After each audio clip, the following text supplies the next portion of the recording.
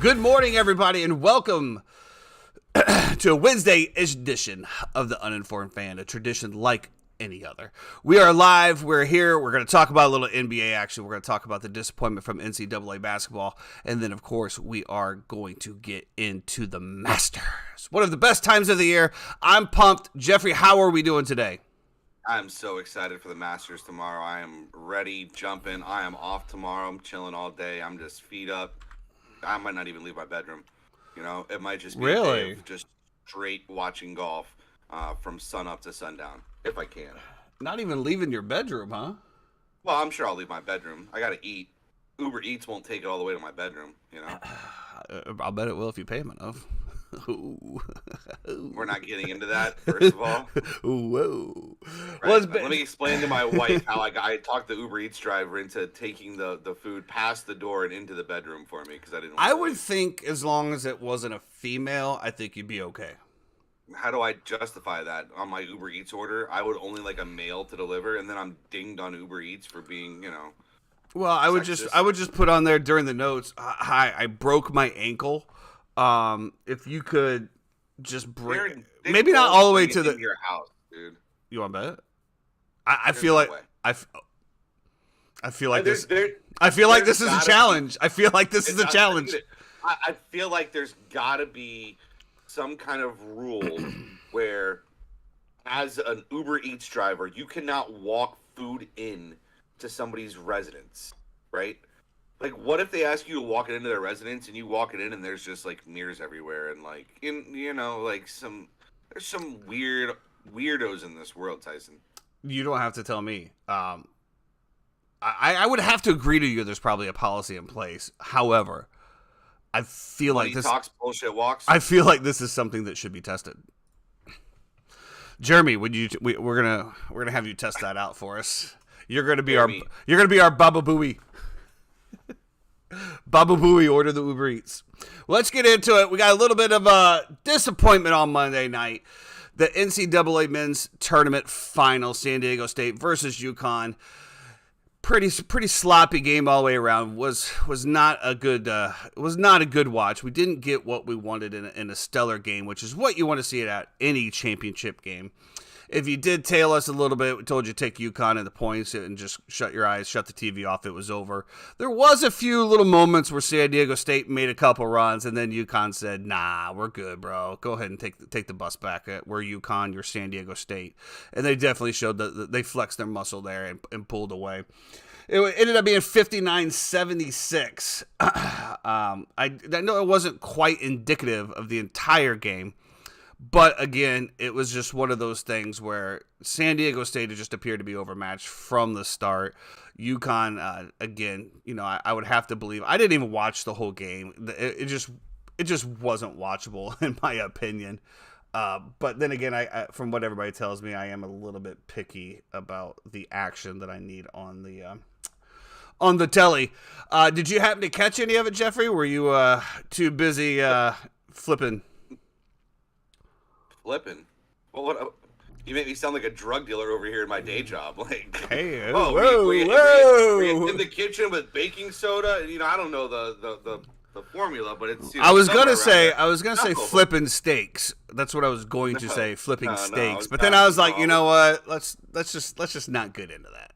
Yeah, that's fair. I was just wondering what direction you're going with that. We don't know here at the Uninformed Fan, sir. We just do not know. I had the distinct pleasure of going to a really nice dinner. We rarely do me and one of my good friends, Ian Z's, get the day off together because we work at the same establishment and there's so few of us. So they made a mistake and didn't bring me in, basically. and I took full advantage of that. Well, I was on call, and there's a glitch in the reservation system. It's a long restaurant thing. Anyway, Glitch in the Matrix. oh, yeah, glitch in the Matrix said that there was one number of reservations. There was actually 3 times that amount.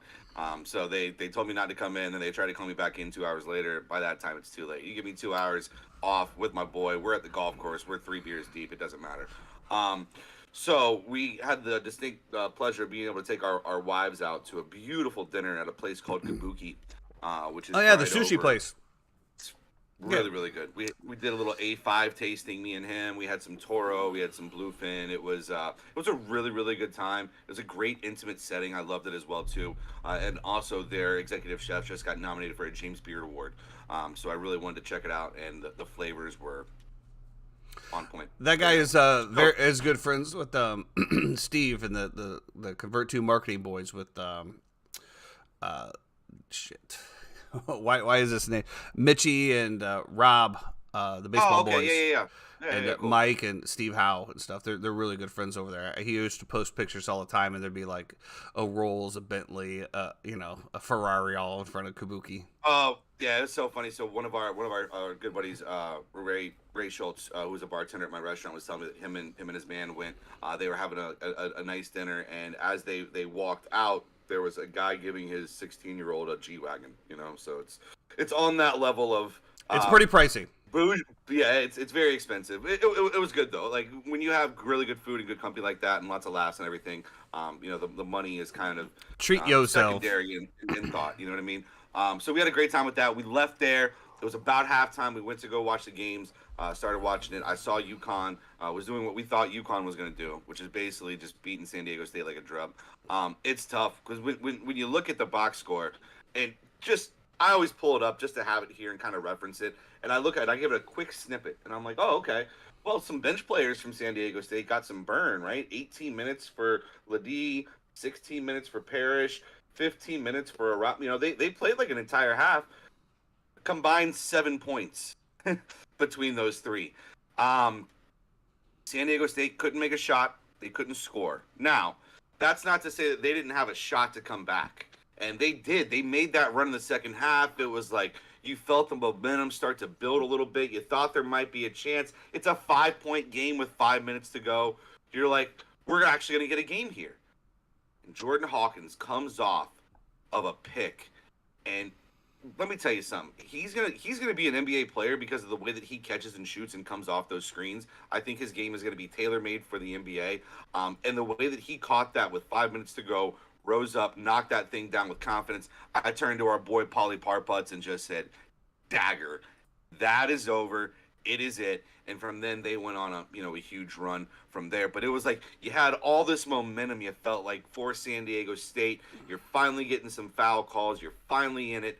Yada, yada, yada. And Hawkins just rises up and just literally rips your heart out, stomps on it, and then throws it in the crowd. Big shout out to that kid. And like we mentioned before, kind of cool. Him and Angel Reese, first cousins, played ball together growing up, challenging each other, making each other better, and they both ended up winning national championships. So congrats to both of them as well too.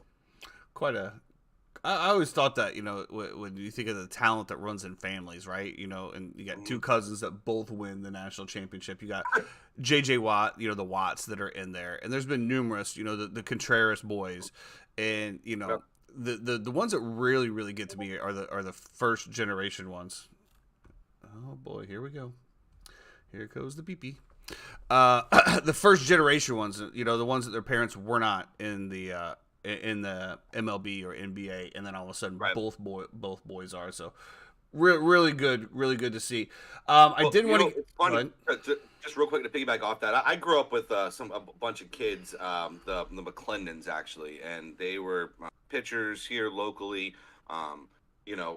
The youngest was my age, but the other two were really good studs. All went to Bishop Moore, and their parents would not let them drink caffeine. I remember specifically when we were in Little League and we were younger, they said, no caffeine, we don't care. You're only allowed to have Sprite, if you're going to have any kind of soda, and you only get one soda a day. And all three of these kids grew up to be Major League Baseball pitchers. So I think there's certain quirks, there's certain things that I guess they identified, and obviously they had them on training regimens, and they were, very well off and able to, put their kids through great camps and get them great training and everything like that. But, something small like that where they were like, listen, caffeine stunts your growth. You're not going to have it while you're growing up, and then all three ended up going to the major leagues. Is that scientifically proven? Caffeine stunts your growth? I think there's something with it when you're younger that you shouldn't drink it. Because I see, lots of kids these days drinking coffee in Dude, junior high. When did you discover coffee? I was having this argument at work the other day. When did you discover coffee personally, or like caffeine in general? Well, I mean, we were always rewarded maybe with a Coke from McDonald's or something like that. Yeah, but like coffee. Coffee, my 20s maybe. Yeah, I had jobs. That's why I had to drink coffee. You know what I mean? Like I was never drinking coffee to study, which I wasn't ever studying anyway. But like the coffee thing nowadays with kids who are like 9th, 10th grade and they're banging down 3 or 4 cups of coffee. It's amazing to me, And the energy drinks now, we didn't have energy drinks back when we were growing up. That wasn't a thing, You had Gatorade. That was about it. And soda, I guess, yeah. No Red Bull or anything. So just interesting to me the way that the new generation is. The new generation amazes me in more ways than I can count. We'll wrap it up on NCAA basketball. Would like to give one last shout out to Drago. I don't know if I'm saying your name again right, but we did reach out, did confirm the link is not working on ESPN right now, so I cannot see what the final total was. Jeremy, maybe if you could get it on your end. I'm getting a bad gateway. But congratulations to our first ever tournament bracket. Drago, we did reach out. I'll be sending over the $500 via Venmo today. But if you wouldn't mind make a little post about that so the rest of the viewers and stuff can realize that, dreams do come true, that would be great. Otherwise, I love the excitement that he sent you as well, too, when he, hit you with the, I'm the winner, Thought that was great. A lot of good stuff there. Love to be fired up over here on the Uninformed Fan.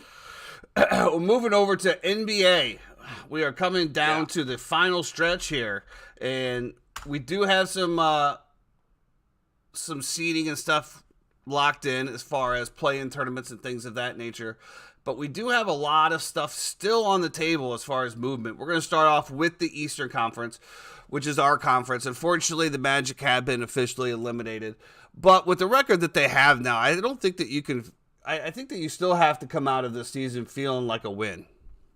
Oh, a huge win. I listen, as a Magic fan, I've been a Magic fan my entire life, I am more excited for the way that this season has gone and the resiliency that this team has shown.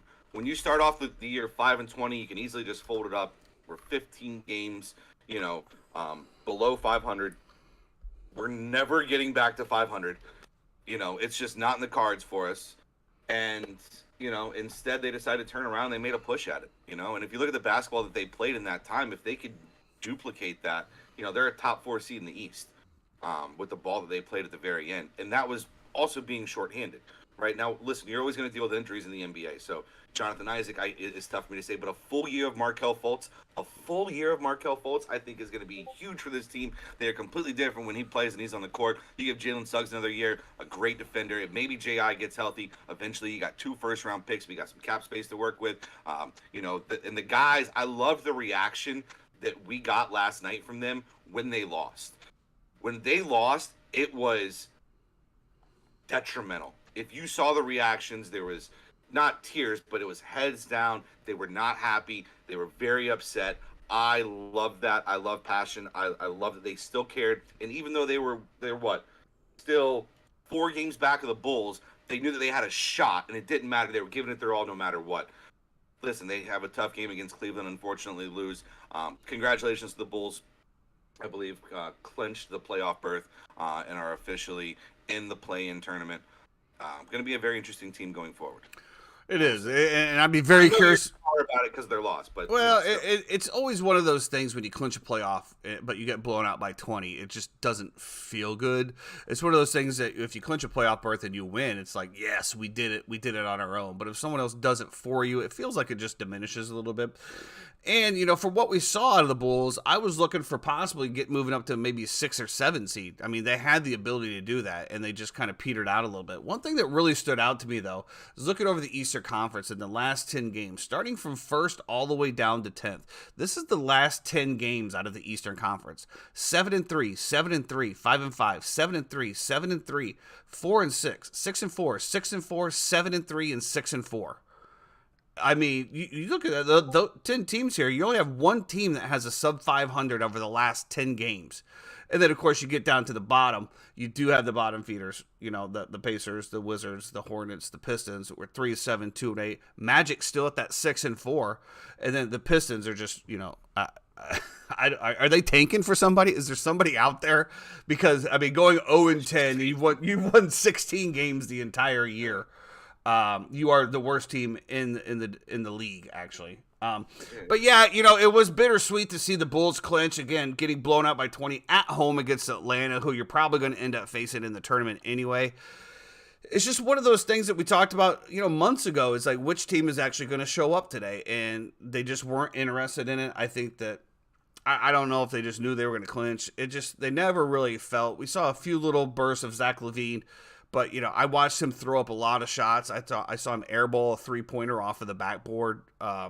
It just doesn't seem to me like they still have that rhythm.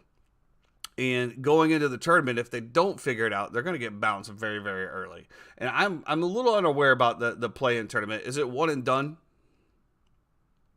I don't believe so. I'd have to look up the rules on it real quick. Jeremy, can you figure out? Can you look that up for us? Different. I mean, if it's a one and done play-in tournament, then they could be out of the first game. If it's a 3-game set, then maybe. So, I think the way it works, and I might be mistaken, but I believe the way it works is that it's a best of 3, and if you're the higher seed, you get all 3 games at home. Oh, we'll wait for Jeremy to do that while we break down the Western Conference here a little bit. Yeah, I don't think there's any travel involved. I do want to say this. Obviously, if you saw what Joel Embiid did last night, he put up 50 against the Celtics. Against the Celtics, 50. He has the dog in him. I'm telling you right now, he deserves to win MVP. Let's see if it translates this year finally to the playoffs. It's been tough for him in the playoffs. He hasn't made it there. I feel like they're becoming much more balanced with Harden. They're starting to figure it out a little bit, and they're a very interesting team. I think those top 4 are very interesting, but when I look at the Bulls, if I look at this right now, which I am, I think from 6 down to 10, the Bulls have the only roster that can compete with any of those top 4 teams. In terms of talent, in terms of guys that you got and experience that you have, I think the Bulls are the only team that can compete with them. It just depends, Absolutely. Like I said, it just depends on which team comes up. Yeah, I definitely think Embiid deserves MVP. I think Jokic just had a great year, but I just think, man, like.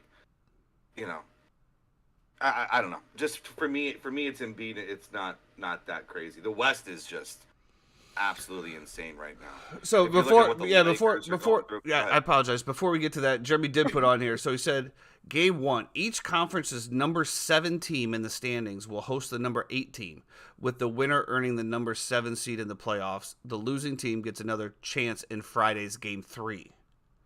So it is kind of a one and done. As far as who you're playing. Game 2, the next day, each conference's number 9 team will host the number 10 team, with the winner moving on to Game 3. The losers are eliminated after that one and enter the lottery. Then Game 3, the losers of 7 and 8 matchups will host the winners of 9 and 10 matchup, with the victors grabbing each conference's number 8 seed in the postseason. The losers of Game 3 are done. That is the most confusing thing that I've ever read in my life. I feel like I just did some Mandarin Chinese type stuff on like Matrix, seeing ones and zeros here. I have no idea how to discern that, and I'm sure it's probably very easy for someone to do that. But to me, that is the linguistics of a very, very... Did you understand what I said? Yeah, so basically the 7 and 8 seeds are going to play each other, right, in a game. Whoever wins that game gets the 7 seed. You're done. You don't got to play anymore. We're playing. You got the 7 seed. Okay. Now it's just a battle over the 8, right? So then 9 and 10 play. Are gonna play. Yeah. And whoever loses that game is out. Correct. Okay. And then you lose the 9-10 game, you're done, and you go down to the lottery. Now, if you win the 9-10 game, then you play the loser of the 7 and 8 game, and whoever wins that game is in. Correct. I guess it's not that bad. It just seems kind of crazy and weird. You know what I mean? It does. But yeah, back to the Western Conference, which is completely wide open at this point. I mean, you've got the number 4 seed between the number 6 seed is 3 games. In between the 5th seed and the 9th seed is 2 games. Yeah. With the Lakers holding on to the 7th seed right now, we're tied with LA at this point, who have gone 5-5 over the last 10, while the Los Angeles has gone 7-3. So definitely and the guess momentum. Who plays tonight? Is it the Clippers-Lakers? The Clippers-Lakers play tonight, baby. Like awesome. The NBA sometimes just sets it up so perfectly, right? And we talked about it when all these trades happened, when everything happened at the deadline. We were like, listen, the West is going to be bananas going down at the very end of the stretch, and it is. It's absolutely insane. Lakers-Clippers tonight, maybe the game of the year. And here's the other issue that they have too. The Lakers just got back Anthony Davis, LeBron James, and D'Angelo Russell. They have pretty much solidified the fact that they're going to be in that range. They're going to make it. Obviously, they're trying to stay out of the play-in. If Golden State would have lost last night, I think it would have solidified them right there. So it's going to be very interesting. But yeah, now the question is, do LeBron, AD, and D'Angelo Russell play tonight? Or do they sit them on a back-to-back after going to overtime against the Jazz and having to travel? I don't want to hear that shit. I'm just telling you what the story is right now. They don't know if they're going to sit any of the 3 tonight because they pretty much know they're going to make the playoffs.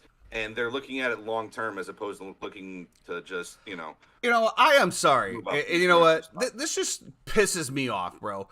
You got a guy making $38 million a year and can't play on back-to-back games. Give me a flippin' break, man. Give me a break. Take me back to the days when Jordan didn't miss a game the entire year. And I mean, come on. Get out of here with this shit, man. You know, give me the Kobe Bryant who said, you know, that guy or girl or whoever came to see me could have saved up their entire time to buy this game, because let's be honest, the tickets, especially for a Clippers-Lakers game, is not going to be cheap in this scenario. And then the Stars don't even play because they need rest. Give me a flipping break, man. I'm so sick of this soft-ass league.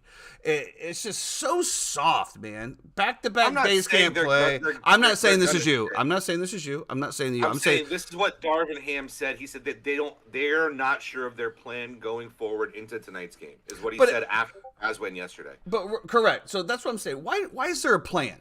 Why is there a plan? That you have a game, that's a schedule. As a professional athlete, you know, outside of baseball, who can play literally 7 days in a row, and a guy might get 1 day off or whatever, which again, you're getting paid X amount of dollars, play the game. If there's a game on the schedule, you should be playing unless you're hurt. Now, let's be honest though, these decisions are not coming down to the head coach. Okay? These decisions, for the most part, are taken out of the head coach's hands and given completely and solely to the strength and conditioning team, and to make sure that their team is healthy and let's be honest here. Investments are protected. Let's be honest here. LeBron makes his own schedule. There ain't nobody telling LeBron if he can or cannot play. Correct? If LeBron wants to play, he's playing. If LeBron doesn't want to play, he's not playing. I mean, he could get subbed in for. He's not. If LeBron says, I got a little bit of tightness in my left leg, I don't feel like playing, nobody's saying, LeBron, we need you to play. Correct? Exactly. Sure. Just like he could say, I don't like this head coach, give me a different head coach. LeBron runs the league. We all know that. LeBron runs the league, runs his team. There's no... Jeremy, I don't even need the Jordan stats, bro. I know exactly how many... I know that. He played all of the games when he was at the Wizards with like 49,000 years old, right? He played all of those games as well. Average. How many minutes? 38. All right, 38 years old, Jeremy. Bring me the stat up. Michael Jordan playing from the Wizards. I know he played every single game, but can you please get me the average that he played? Because apparently the average... If you really want to, we can compare the stats that Michael Jordan has had in his 38-year-old season as opposed to the stats that LeBron James has. I think you're going to be a little bit surprised by that because I've seen the stats.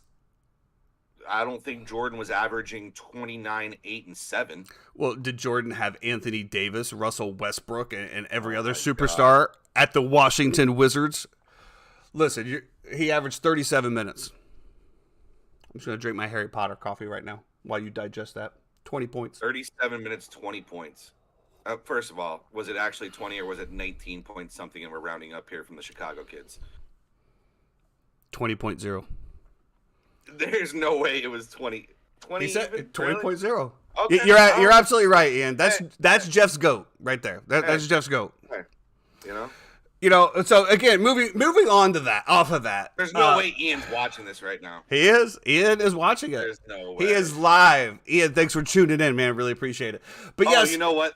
It's because he hasn't put in his golf picks yet, and he's waiting for the exact time that Gap Wedge Wednesday starts, so he can get his info and his pool. Well, look, whoa.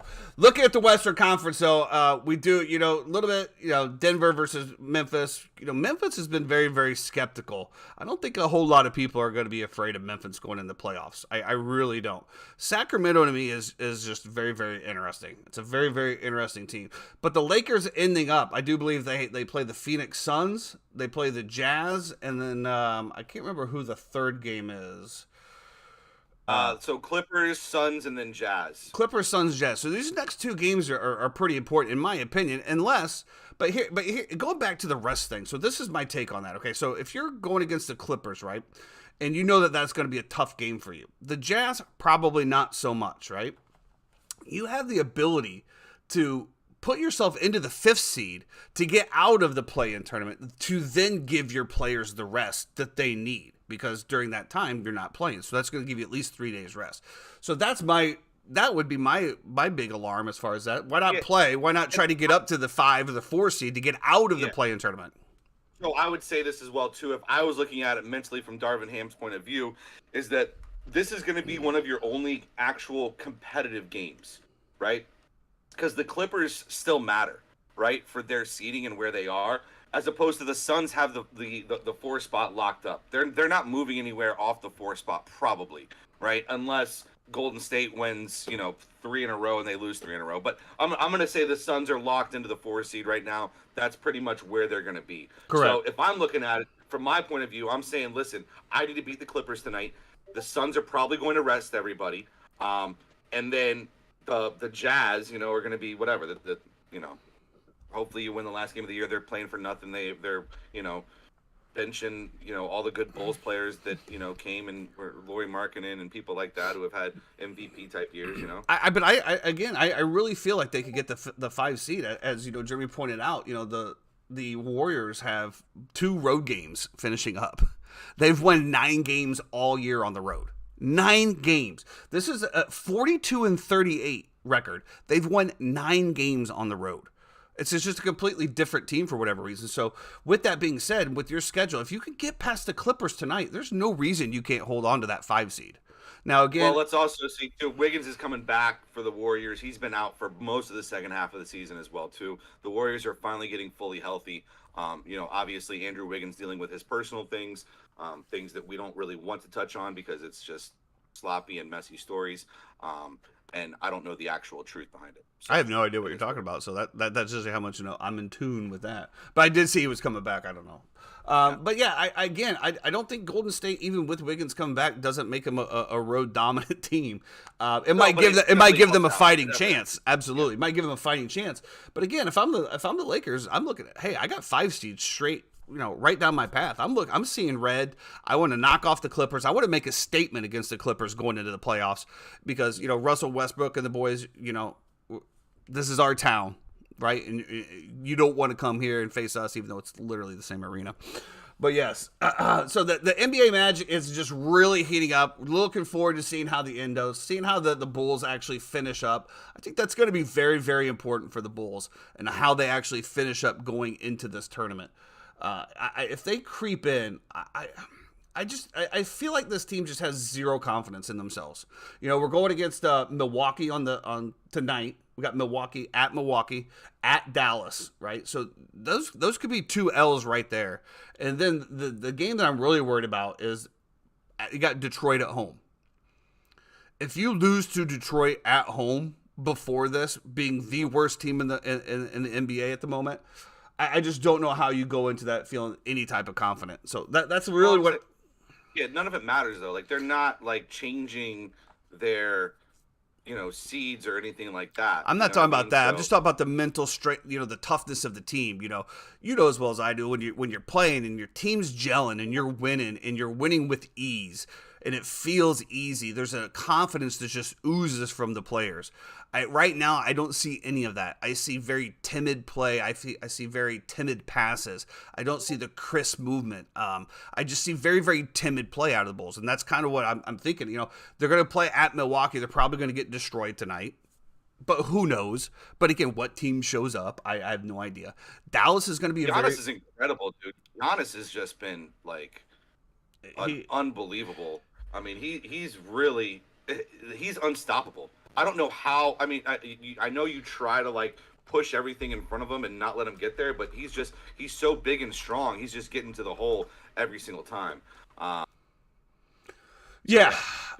So really looking forward to this. Really looking forward to the very ending of this.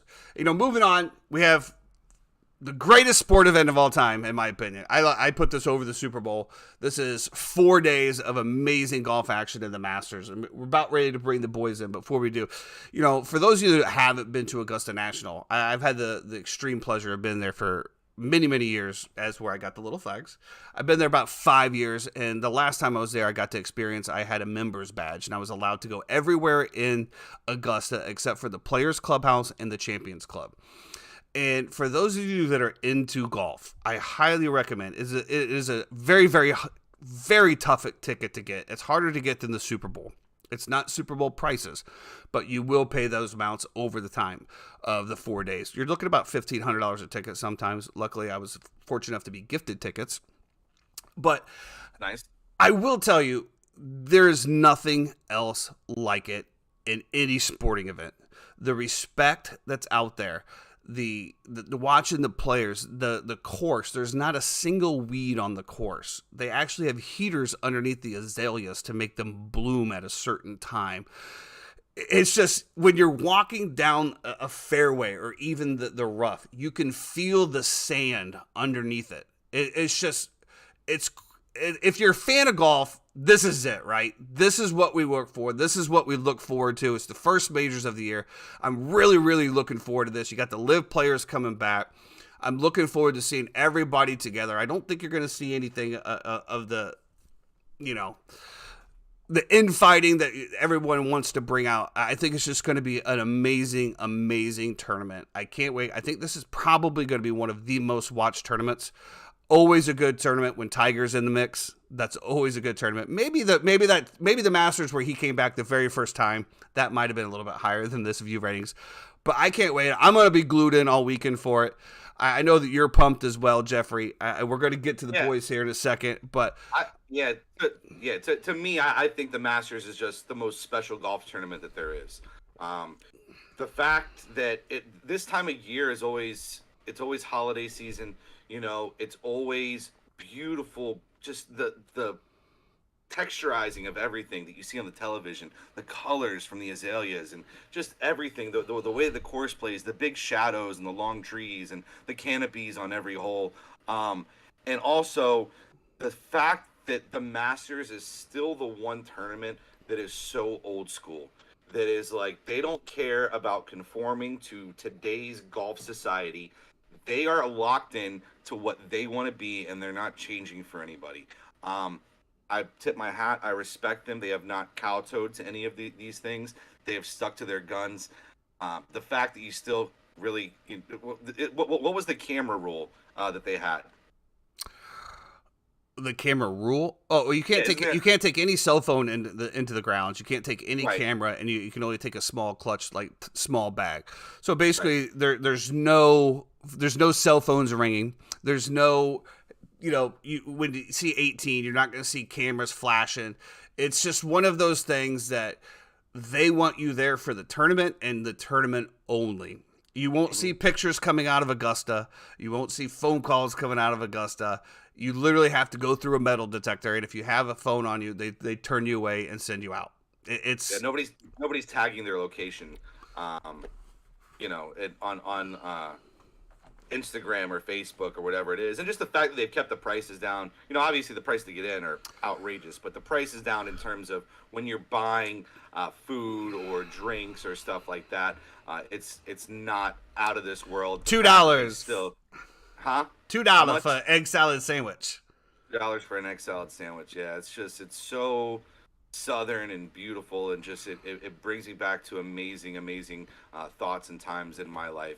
And I know that our country club boys, our bad burrito boys, feel the exact same way, and we're gonna have them on in about 2 minutes. Have you done any research yet so far for this tournament, Tyson? I don't do research on this tournament. I go strictly Yeah. on feel. Just strictly on Okay. feel. I remember who's made the shots. I remember who doesn't. And to me, the Masters is very, very repetitive. And maybe the boys will contradict me here, but I feel like the players that have consistently done well at the Masters are the players that are consistently going to do well at the Masters. Very rarely do you get the outside, outlier that just comes in, that has been on the tour for a while. I'm going to say that. That's been on the tour for a while. That's been on there like 5-6 years, and all of a sudden comes in and competes at the Masters. It's one of those things where, Freddie Couples always has first couple round magic. He's all of a sudden you see him there at -3, -4, and then you're like, what happened to Freddie? Well, the weekend came, or the wind kicked up, or his back gave out.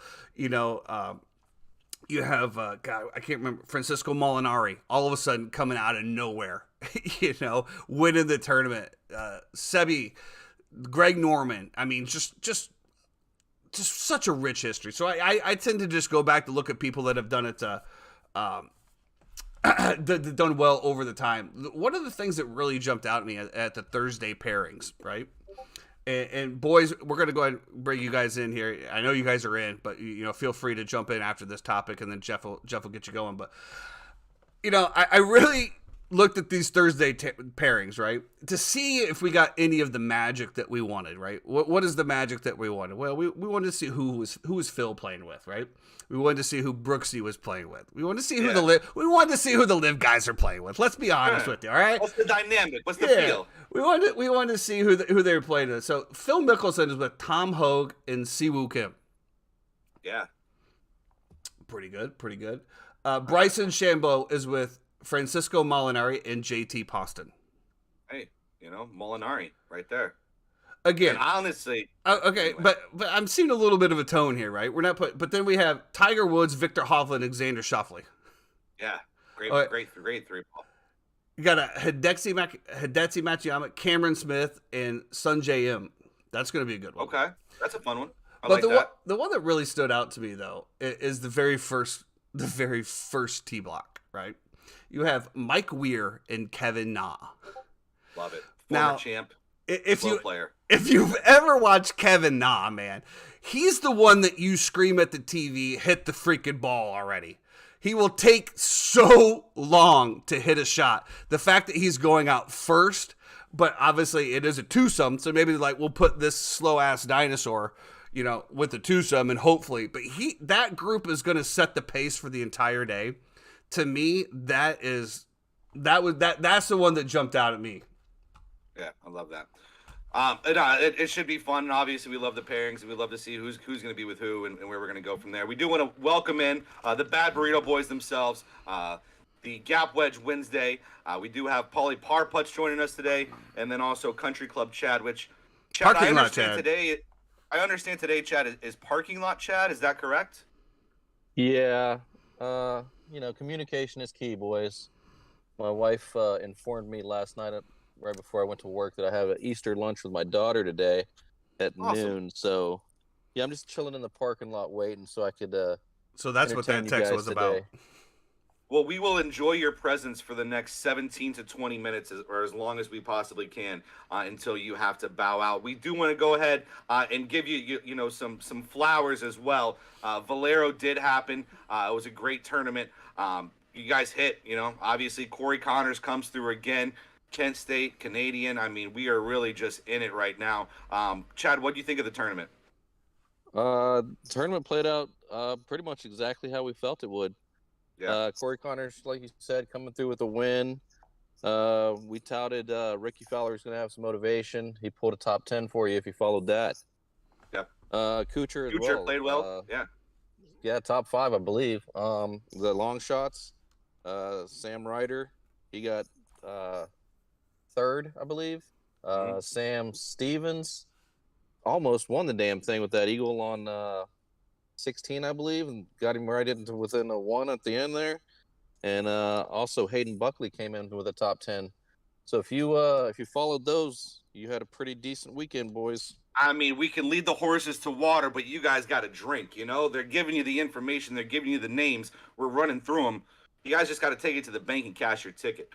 Moving on, obviously, great hit, great job by you guys. And now we're really going to jump in to what I am sure is all of our favorite tournament of the year at Augusta National Golf Club in the Masters.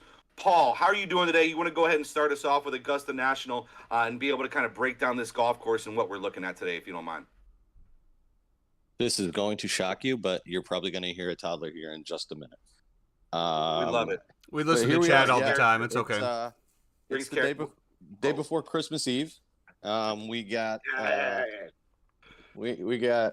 Well, actually, today is Christmas Eve, isn't it? Christmas Yes, morning it is is tomorrow. Christmas Eve. Yeah.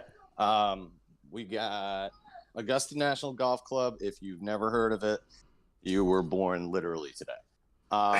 It is 75, a little over 7,500 yards. Plays all of it, if not longer. Fast bent grass greens. It is Holy Land as far as golf goes. This is it. So I'm not going to spend too much time talking about a place that we've probably seen every inch of on television. You know, Paul, while I have you, me and you were talking the other day at the old watering hole about how, you know, and Tyson actually just mentioned it as well too, about how Augusta becomes very predictive because you have guys who play well on certain tracks, certain speeds, certain greens, and this is one of the majors that is held at the exact same golf course every single year. Therefore, that being that we can look at the history that we've had and some of the top guys that we like this week. Who stands out to you? Who has done well in the past here at Augusta? If you don't mind touching on that, Paul. Yeah. So guys who have done well in the past that are in the field this week. The champion, you get Tiger with 5. Mickelson's got 3. Adam Scott's a champ. I mean, just there's pictures circulating around right now you don't even have to be a golf fan right now. This is one of the events where the absolute most casual of casuals is in on this event. They know what's going on. They're hearing about the live chatter. So the list of Masters champions that are in the field, you've got some coming over from the live tour. You got some that have been playing on tour forever. I mean, you're going to have Mike Weir teeing it up with Kevin Na, which I think is comical, as Tyson was saying. You know, the history is there. It's people know it. That's not, you know, what we're worried about. And as we were talking about, it is the most predictive of. There are guys who are going to play well. I mean, you probably name 5 guys right now that you know are going to be there on Sunday. Mm-hmm. That said, you also know that there's 15 guys that are teeing it up for the ceremony of it alone. You know, Larry Mize. You know, how long was it when we had to watch Ian Woosnam out there, you know, putting up 82. So with that, it kind of shrinks the field. It gets back to what Brooks used to say about majors. You know, you can take half the field out right from day one, and starting with 88, so that you're down to 44. The problem with the Masters and the problem with picking the Masters is something we're going to run into this week, and that's weather. While Chad and I were on Danny Willett the year that he won, that event was affected quite a bit by weather. And it looks like we're going to have a rainy weekend. So I'll let Chad talk about the guys up top, and then we will we'll get around to maybe some of the value stuff later. All right, like to piggyback off what Paul was talking about with weather, it's going to play a lot longer than the 7,500 because they're not going to be getting the rollout off the fairways. You're going to pretty much be carrying all your drives, so you're going to want those big hitters that can hit it straight. That's going to bring in, obviously, we all know Rory. But the only problem with Rory, a lot of pressure on him this week because that's his final chapter, Grand Slam. So he still hasn't been able to pull it off yet. But and especially with everything that's gone on between him and Liv, right? Like there's just added pressure with that as well. So. Yeah, and now they're gonna be playing together. He's playing it off like, oh, I talk to Brooks, I talk to Dustin all the time, da da da. There's some guys I don't talk to. Obviously, we know that they hate him. They hate each other. Him and Patrick Reed. That's who he's referring to. Everybody hates Patrick but, Reed. You know, exactly. You know, that's why he's Captain America. Didn't he play a practice round with Brooksy? Didn't I see that? I'm not sure. I didn't see that one. Or are you talking about Rory? Yeah, Rory did. Yeah, Rory and Brooksy played a practice round. Yeah. Yeah. A couple other guys. I mean, you got Scheffler is up there. There's only one problem with that is that only 3 people have ever defended it, and they're all Hall of Famers: Tiger, Jack Nicklaus, Nick Faldo. So he could probably be up there. He's in that, you know, he's up there. If one guy could do it, it'd probably be him because the last guy that had a chance to do it that almost did it was Spieth. He didn't blow hole 12.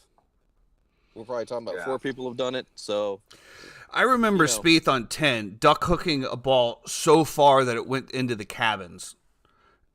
Yeah. And that was his downfall that year. Yeah. Yep. It was great. You know, but before you keep going, you touched on the weather. I just want to bring that in real quick. You know, looking at the weather for the weekend, you got Thursday afternoon thunderstorms, 55%. You got Friday showers and heavy thunderstorms, 97%. Saturday, you got heavy rain and thunderstorms, 98%. Sunday, you have morning rain, cloudy and cool, high of only 61. And Saturday is the high of 53 with a 94% chance. Depending on how long that rains, I would be very concerned that they get this tournament in by Sunday. Yeah, I mean, you're talking 4 days of straight rain. It's looking about like it very well possibly could be a Monday finish, which would really fuck my life up right now. But you'll find that out later of why that would happen. But you know, we'll get into that. Yeah, absolutely. Considering the weather, is there a guy like? I mean, listen, this is not going to be ideal conditions for Tiger, right? Because you're talking about walking all 4 days, possibly 5. You're talking about, you know, rain. You're talking about coldness, things that, you know, the older you are, the more your body is going to kind of, you know, you wake up in the morning with a pain in your knee and you know it's going to rain, you know? It's not like maybe like a fade, you know what I mean? Like a lot of stuff. I love Tiger and I always want to put my money on him, but that's just the facts. Exactly. Like we all know, Tyson can attest to this, that the older you get, when the colder, wetter the weather is, the more we ache. Absolutely. And that's going to be Tiger for sure. And there's going to be a lot, and if it does rain like this, there's going to be a lot of stopping and starting. And, you know, that's not good. That's not good for anybody. When you go from Friday, the high of 74, to Saturday, the high of 53, a 20-degree difference. I mean, we all know it's tough to activate the glutes sometimes. You know, the glutes are a little tight. Glutes are. You know, can't be too tight. You know, so we did touch on the dynamic of Liv and the PGA Tour coming together. Paul, you know, we had talked about the amount of competitive rounds that Liv players have played leading up to this event and how we think that might affect them playing today. Any thoughts about, you know, I saw Cam Smith make comments about how he was so nervous to go out into the driving range, and he gets out there and it's just all smiles and hugs, and you know there was no ill will. What do we think about the dynamic, and also do any of these Liv players have a chance this week? Just to come in off of the weather conversation, I think is the best with this is I think this opens up the event to more people. I think this gives the opportunity for guys, knowing that it's going to be 20 degrees different, knowing that the course is going to play longer than the 7,500 yards it normally does. Sure, it eliminates guys. I think any hopes that we might have had as fans of seeing another Tiger Woods major are out the window with weather like this. It's got to be sunny and 75. Everything's got to go the right way. Not a picnic blanket. Yep. And some guys it's going to be a picnic, and some other guys it's not. So, in any event, Sorry about that, boys. The guys like Brooks, who just tore up Crooked Cat over on Orange County National. He's had good history here when he's in form. Yeah, and healthy. Yeah. Supposedly he's fully healthy. Patrick Reed's a guy who's won here and loves to play the villain. I think Bryson DeChambeau, if you're looking for a guy to miss the cut, he is a great guy to miss the cut. He cursed himself when he said it was a par 67 for him here, and he's I don't know if he's broken 70 yet. So you got that. Mickelson, I can't see him playing over the weekend. Hasn't logged a competitive round on the Live Tour to speak of, and Probably it takes a US long Open win. time. It takes a long time to count 200 million, and he just went through March Madness. We know he's a degenerate. Probably 50 million was gone during March. Yeah, at least, because with all the upsets and everything else, I mean, man, oh man. So yeah, I think it opens up a lot. I think the stat that you want to look at this week that's most important is strokes gained rain suit. So if you happen to remember watching an event and a guy having a pullover on and maybe a winter hat and played well, those are the guys you want. The starting and stopping, the constant rain, the constant, caddy's going to be holding the gust buster. We're going to be toweling down between shots. And Augusta National is not the PGA Tour, and therefore they're very reluctant to go to lift, clean, in place. You're going to see a lot of mud balls this week. You're going to see a lot of delays. We're going to have to look at the inside of the Butler cabin probably all weekend. Jim Nance is going to get some serious airtime this weekend. There's going to be a lot of interviews, and whether that's fortunate or unfortunate, you're going to get a history lesson. That's for sure. I will say though, in reference to what you're talking about the mud balls at Augusta National, is Augusta National's got to be one of the best draining courses that there is, and they literally have people. I've seen it, but remember seeing it before. In between shots, they would have like 5 to 10 people out on, depending on how big the green was, literally squeegeeing the green in between groups to ensure that they got a good play out of it. So. They do a lot though, but I agree with you, and I think to that point, they feel like you should be able to play the ball as it is because of what they do out there. Yeah, you're not going to find another course, I don't think, that we get to see on television that is maintained, and the image or the reputation and the prestige is more important than we're going to see this week. Absolutely. So yeah, they hang their hat on the fact that place looks as great as it does annually, and it sells a lot of merch. I mean, the Masters sells more than the Super Bowl, the World Series, the Daytona 500, and I think it's the NBA Finals. I think it sells more combined in the 4 days that they're there than those events do total. So it's the merchandise sales over there is bananas. It looks like I'm being paged. You're good. I do know that we have about 5 minutes from Chad, and I want to kind of get his thoughts on some of the value plays as well too, and then we can kind of let him go to the daddy-daughter Easter brunch that he has planned, which I'm sure is going to be absolutely adorable. I can't wait to see what you're wearing on Facebook. But Chad, just some value plays. Oh my God, I know it's pink as. Oh my God, I know the pastels are popping on you, Daddy. Go ahead and give us some of your value plays that we love this week at Augusta and what we're looking at to target. Well, this week is going to be pretty top heavy. I don't see a lot of guys that are going to really be able to break the bank, so to say. I'm going to have to go with my top play. It's going to be Mr. Easter himself. He's won the last 2 years on Easter Sunday. Easter Sunday, hopefully, will be finishing the Masters this week. And that's going to be Jordan Spieth. Get him at 20-1. He plays very well here. We all know this. He's my guy. I'm dying on the sword with him. But go top 10s, top 20s. A guy like Corey Connors playing very well here. He's had 3 straight top 10s at Augusta, actually going 10, 8, 6. So this year he'll probably finish 4th. He's been on fire lately, too. Yeah, just won the Valero. Another guy, Hideki Matsuyama. Love him. Not a Always love him there. Not a lot. Yeah, there's not a lot of back-to-back champions, but there are every other year champions. He won in 21, so there's been 9 times I counted that it's been every other year he won every other year champion. So that would fit the Matsuyama mold. And last time he won, he was 5th at the Players, or he was 30th at Valero when he won in 21. This year he's coming off 5th at Players and 15th at Valero, so he might be a little better form. So he'll have a chance. And I'm pretty sure the COVID year that got cut short, he was like 8 under on day 1. It was fucking crazy.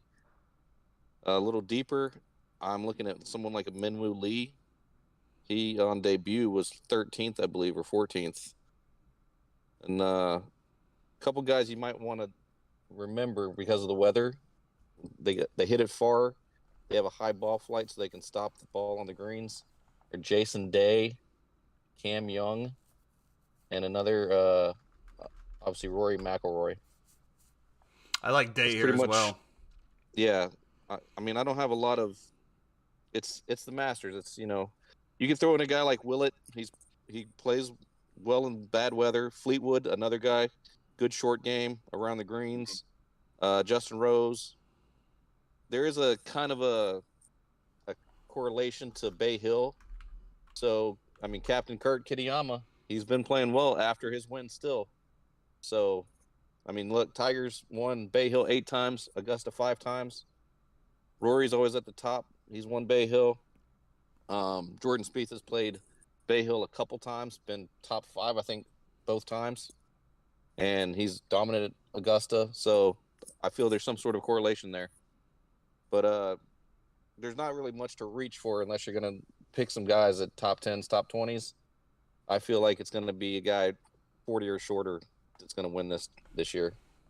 Yeah, we're not taking Gary Player and I don't know who else is hitting the beginning balls. Vijay Singh might struggle a little bit this week, unfortunately. Hey, Fred Couples, watch out for Vijay Singh, bro. Watch out. Vijay Singh has performed notoriously well at the Masters, even in his upper years. Watch out for Vijay. I'm sure. I worry that the course is going to play too long for him. Yeah. Deep sleeper. If you need a 6,200 to fill out your DK lineup, go VJ. VJ, baby. Chad, I know that your brunch starts in about 2 minutes, so we'll let you get out of here. Just wanted to say thank you, and we'll wrap it up with Paul. So we appreciate it. Enjoy the rest of your week, and thank you so much for coming on and imparting some knowledge on us. And enjoy your time at your brunch as well, too, my friend. All right, boys. Thank you very much, and thanks, Chad. Have fun this weekend. Yeah, absolutely. I'm sure we'll see you, buddy. GG's. Paul, just to kind of lean into some things, obviously, Chad gave us his thoughts on what we had. Any value plays that you like? It seems like a very top-heavy tournament this week, just because you want the guys who are going to be hitting the ball long, being able to get that ball flight out there, hitting irons into pins. I do feel like the greens will play a little bit easier, a little bit stickier with all the rain, right? It won't be as tough, and guys who can pin sink a little bit, maybe a guy like John Rahm or I don't know, somebody like that. What are your thoughts about what's going to happen this week? Yeah, as I mentioned earlier, I think you're in as much of a crapshoot as Augusta National could be.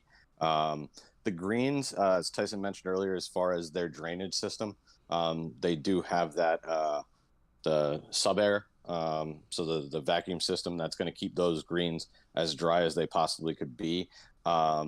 Slowing down a 15 to a 12 doesn't take out the undulations.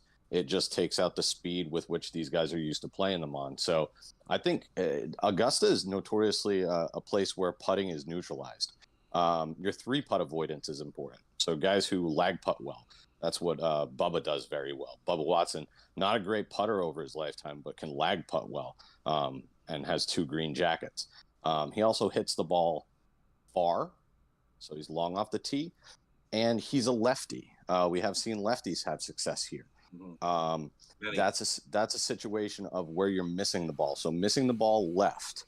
Tyson referenced a big left miss to the cabins earlier. We had Xander miss it left into the water 2 years ago, chasing down Hideki. You had Rocky. You had Rory with a huge, right. He's running up the stairs. He might be Rocky this week. He might have to. I think a motivated Rory McIlroy is super dangerous, and I know Chad's taken Spieth. If I have to pick one guy out of those top 4 of Rahm, Rory, Scotty, and Spieth, and those are the 4 guys that finished in the top of our model, it's going to be Rory for me. He's just been playing so well lately. That swing is. I mean, we saw the drives right at the match play and stuff. He's been throwing darts. Yeah, his driving, his driving shaft, and his putting. Yeah, it's all those launch angles. Kick points. Yeah. If we're looking for the old guy that I think is going to outperform, I like the German Bernhard Langer.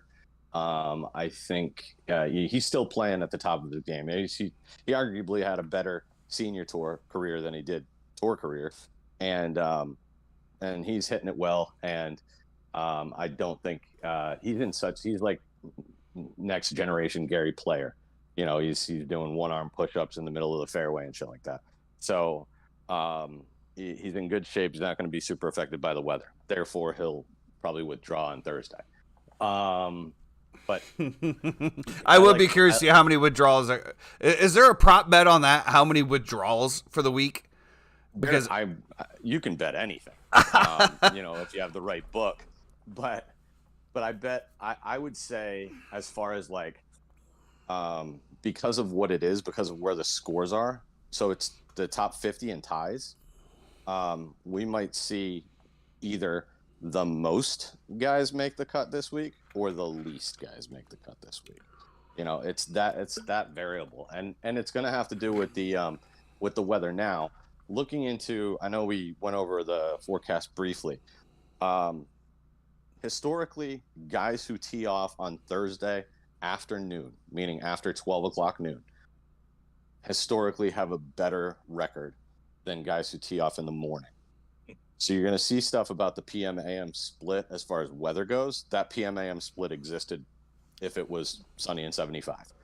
So if you're in a decision of a guy to maybe put some money on and a guy to not to, look at those later tee times on Thursday. Interesting. I do have a what about, if you don't mind, and he's a guy who was in contention, and you briefly mentioned him, and I said it broke my heart, and that's Xander Schauffele, who was there a few years ago. He's been playing okay lately. I don't think he's been playing at the top of his form, but I just love his game, and I love the way his game sets up for this golf course as well too. What do you think about Xander Schauffele? Where did he come in your predictive model when you guys put everything in? He's in that kind of middle area where he's probably priced too. He's a little too expensive for where he's ending up. Whereas you could get more value with guys like Corey Connors and Justin Rose, Jason Day. Right. Xander's still priced at the top guy, and like Justin Thomas, who I touted at the beginning of our relationship here, and just has not come into form. Now, Cam Smith said in an interview just yesterday, he gets to Augusta, he gets the happy feelings, and sometimes this thing springboards him into playing well. And it's entirely possible either of those two guys, Xander or Justin, could do that. You have the ability to have a great Thursday at Augusta. You can't win it on Thursday, but you can certainly lose it. That's the saying that they're going to mention about 1,500 times. But yeah, a guy like Xander could go out on a Thursday that's going to be, decent weather. The one real concern, if I have one, about Xander is he is paired with Tiger. So he is going out and playing with Tiger. He and Victor Hovland, if the weather was right and everything was, in a vacuum, I think he's a guy whose game sets up to play well at Augusta also. He was top am here, I believe 4 years ago, 5. Was it that long ago? Yeah. Oh God, time flies, dude. Yeah, he's been on tour a while. But so you have that. There's going to be one group, one mob following one man around that golf course, and if you are in the middle of that circus, it's difficult to keep focus. It's because you're part of the show, and Xander and Victor, I don't know if they've been with him on a big stage. There's nothing like it. There's no experience in these golfers' life than teeing it up with Tiger at Augusta National. So listen, they say pressure either busts pipes or creates diamonds. Yeah. Hopefully Xander doesn't have to call a plumber this weekend. That's all I got to say. Yeah, agree.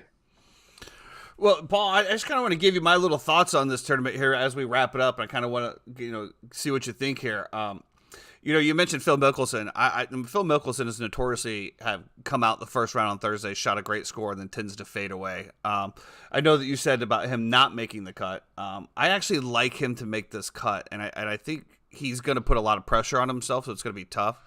But I really think that, this is going to be weather driven. I think Thursday these guys are going to be going out there to try to shoot the lowest possible. Well, not that they always don't shoot the lowest possible score, but I think you're going to see them trying to fire at things a little bit more because they know going into Friday, the weather is going to turn and it's going to make it incredibly difficult to score, especially when you're talking about, the rain, the sticking, if there was a category, for like horse rating, like muddas, the mud of a mudda, the father of a mudda. I wish we had, give me the stats of the guys that are comfortable in the rain jumpsuits, that would be one of the things that I did see, because I happened to look at some of the prop bets on this one. One of the ones I like is Will Zalatoris. And I like Will Zalatoris in the top 10 for a plus 320. But when I was looking at this, and as we started to dig into the weather, I think all strategies from my end are going out the window. I think it's just going to be whoever holds on, and I have no clue who that's going to be. I think that if the weather plays out the way it is, I think we're going to see some great golf on Thursday, and after that, everybody's going to be holding on. And we've seen it at the Masters numerous times when we have perfect weather and people can actually score and shoot at the pins. We get some great golf. But when it's not, and Augusta is already such a difficult course to begin with. Then we throw in the weather. When people start shooting for pars, that's when we start seeing some really sloppy golf, in my opinion.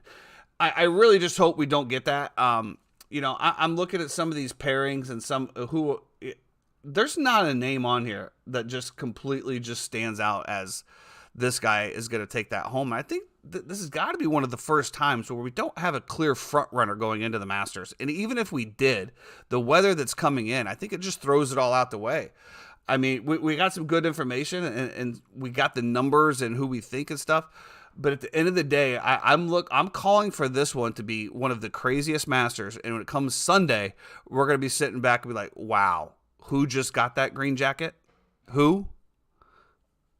I mean, I just think I think it's going to be a crazy Masters. I think it's going to be like just like March Madness, and where there's no clear cut favorite. There's going to be complete upsets. There's going to be this, that. I just think that I like Phil coming out on Thursday.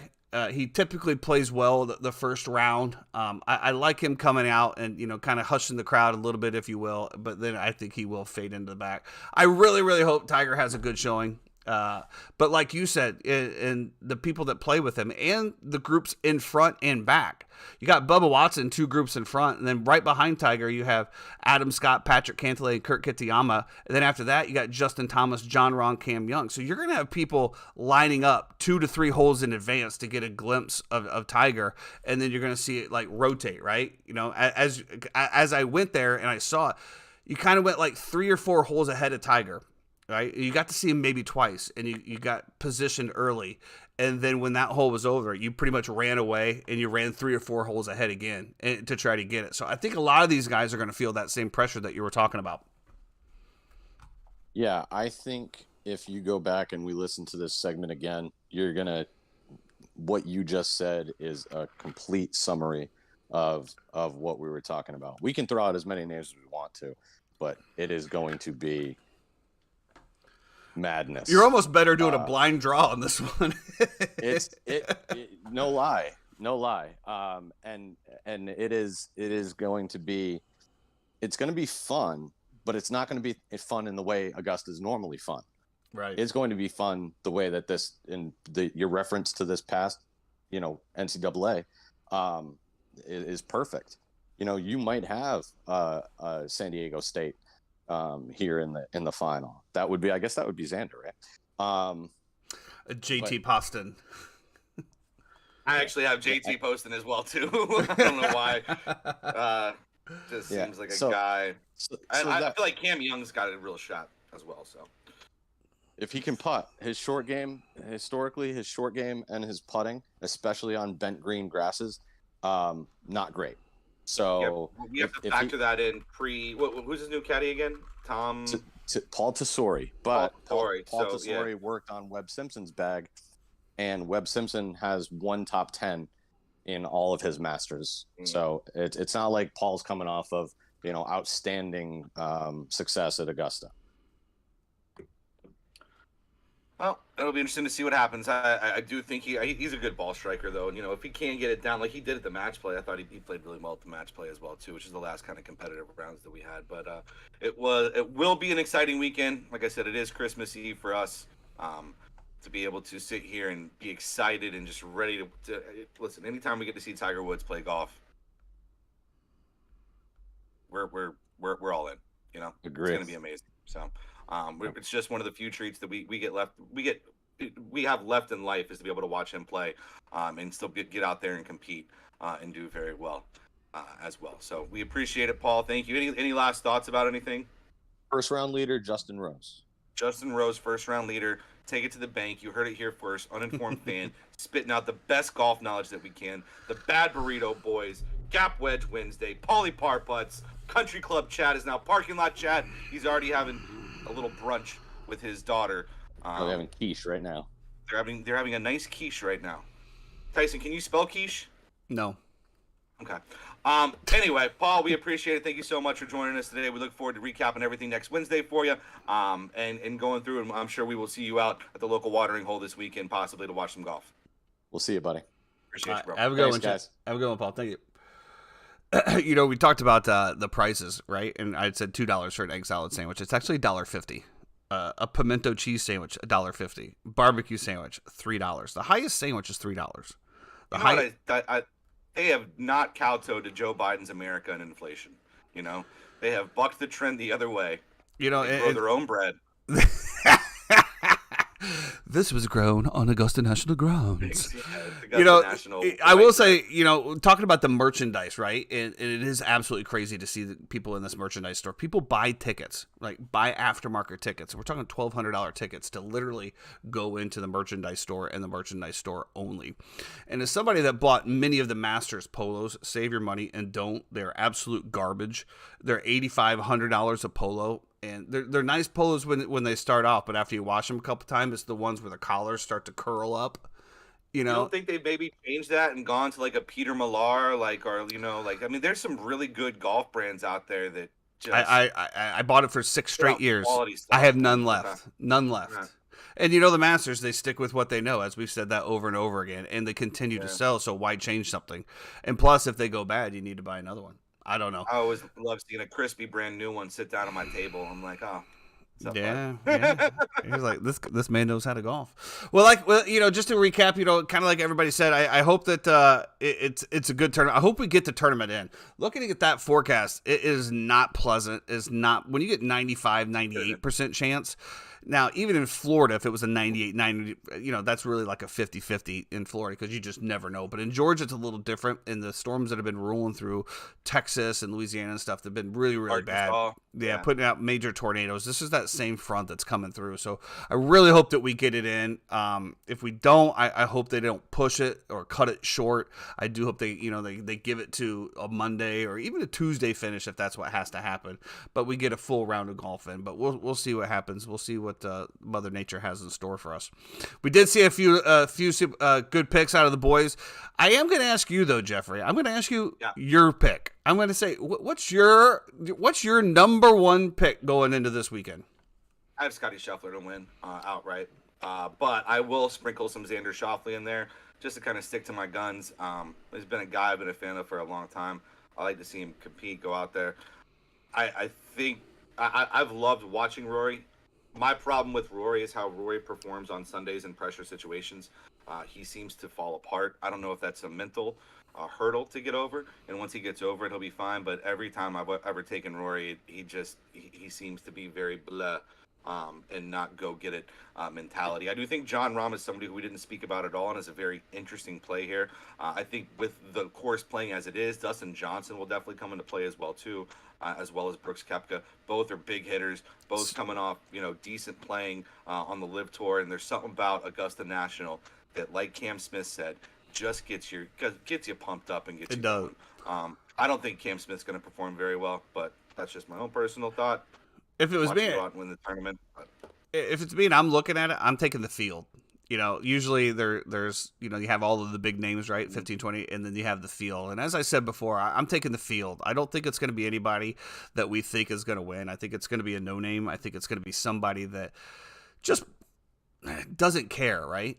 I know that that's weird to say when you're talking about doesn't care, but when it starts raining and you start playing in the slop, right? A lot of the emotions go away. But then a lot of the emotions continue to be drudged up as far as this is ridiculous. We can't believe we're playing these types of conditions. And when I'm talking about that, I'm talking about the guys that have played around tour a long time, that don't necessarily need the money, need the notoriety, have already won before, potentially even won there before. They're not really excited about going out and playing in slop. But you got someone that's looking to prove themselves that don't care, right? I'm still playing Augusta National. I don't care if it's for sure. We're looking at Caddyshack over here. Hey, the hard stuff's just going to be coming down soon. He's out there having the round of his life and lightning and downpours, and that's who I think is gonna pull this home. I don't know who that's gonna be, but it will be interesting too because of the LIV guys, right? And the way how do they react, right? They've been paid. They're now going to out of their bubble and out of their own tour to go play Augusta National. And the rules that are enforced at Augusta National as well and everything that goes into it, how do they mentally react and get back into that moment and motivate themselves? Is it about majors or is it about money? You know what I mean? Like, which one is it about? They have to wear pants, so now they're at a disadvantage. That's tough, man. Patrick Reed's fine. He's used to it because he still wears pants. That's an interesting that you say that. And I think that when players look at the Masters, they don't look at it as a paycheck. I don't think they've ever looked at that one as a paycheck. The players, I think they look at that as a paycheck. But the Masters, to me, has always just been about the prestige, right? To say that you won the Masters, to won the green jacket. I think that the money is completely secondary, only in this tournament. And this is the only one because of its such rich traditions and the people that you become company with if you do win this. And the lifetime exemption. And just the acknowledgement that you get from your peers when you win the Masters. I think that's what it's go for. But again, yeah. So we'll see, guys. That's going to wrap us up. We did go a little bit long here today, but as we said, the Masters is just something that we get very, very geeked up about. Hopefully, you got some good information.